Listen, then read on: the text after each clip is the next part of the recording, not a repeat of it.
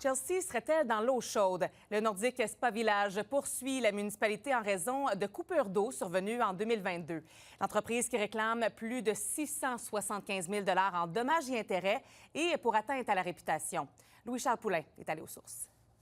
Dans la poursuite déposée en cour supérieure par le Nordique Spa Nature contre la municipalité de Chelsea, on peut lire que les interruptions d'eau potable qui auraient été causées par la faute, la négligence et l'incurie de la municipalité lui auraient causé des dommages importants évalués à ce jour à plus de 625 000 et que ces événements auraient aussi porté atteinte à la réputation de l'entreprise, au point où le Nordique réclame un 50 000 supplémentaire pour les dommages liés à l'atteinte à la réputation.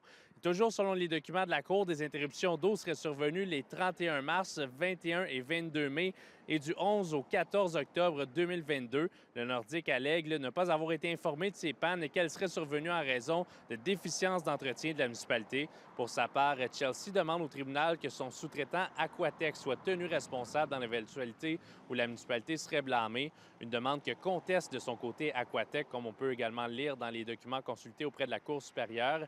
Invité à réagir, le maire de la municipalité a accepté de nous parler, mais uniquement des enjeux d'eau à Chelsea qui ont mené à l'installation, entre autres, de compteurs d'eau et à un moratoire de 2 ans qui est en vigueur depuis novembre dernier sur les nouvelles constructions dans le centre-village en raison de la pression sur le système de traitement des eaux. Par contre, il n'a pas voulu commenter directement la poursuite. Le dossier est judiciarisé, donc on ne peut pas dire grand-chose.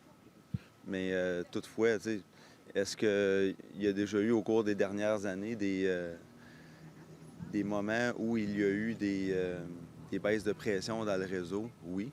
Nous avons un contracteur qui est Aquatech, avec qui nous travaillons pour avoir l'expertise aussi pour l'entretien et les opérations de nos usines. L'eau, c'est une ressource qui est essentielle.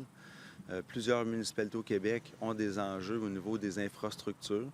Nous, c'est des enjeux qui sont liés à la croissance. Le moratoire est venu, dans le fond, assurer que les gens sur le réseau conservent une eau de qualité et suffisante.